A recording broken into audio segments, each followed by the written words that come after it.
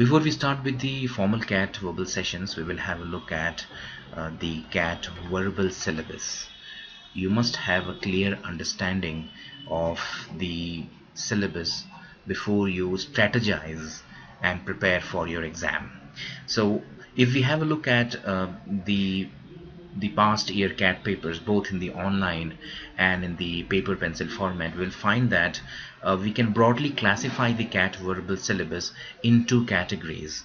The first is verbal ability, and the second is reading comprehension. So basically the CAT verbal section is all about these two varieties. Reading comprehension is something with which we are all familiar. So RC is just about RC, and usually 50% of the paper is verbal ability and 50% of the paper is reading comprehension. This is what we have seen in the recent CAT patterns. In the verbal ability, further we can classify this. Primarily the most important of verbal ability is parajumbles. So I would say that parajumbles of the overall paper, parajumbles constitutes almost 15 to 20% of the syllabus.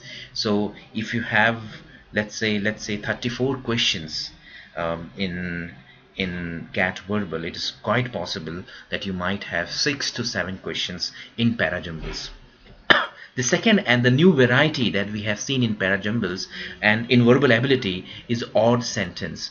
Odd sentence is a recent addition to CAT verbal ability and is very similar to parajumbles. We will see what kind of a question direction we have in odd sentence. But again, odd sentence is roughly around 10% to 15% of the paper. So you can say that parajumbles and odd sentence might constitute 25% of the paper.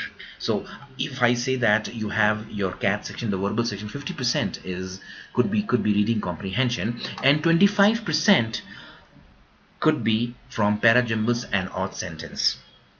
The third variety that we have seen in recent papers is paracompletion. Paracompletion did not come in that numbers as it was usually seen in CAT 2015. In CAT 2014 we did not have many questions on paracompletion, but still I would say you can expect 10% questions from paracompletion. You can say 3 to 4 questions.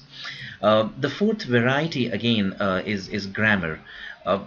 CAT grammar, English grammar is a huge topic, but we haven't seen many questions coming from CAT grammar in recent years.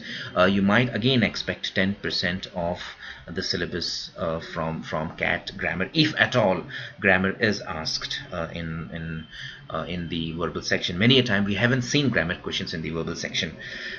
Then the last category is the vocab category.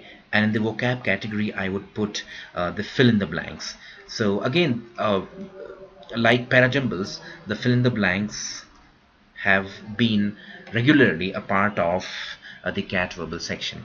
So you can say that parajumbles odd sentence would constitute 25% of the syllabus. The rest 25% you can expect from the vocab part.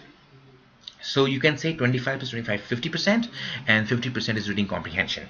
So you might wonder if this verbal ability is all about these 5 categories. I would say that these 5 categories of questions have often come in CAT verbal ability, but occasionally you might have questions on word usage. It was not seen last year in CAT 14, but prior to that there were questions on word usage.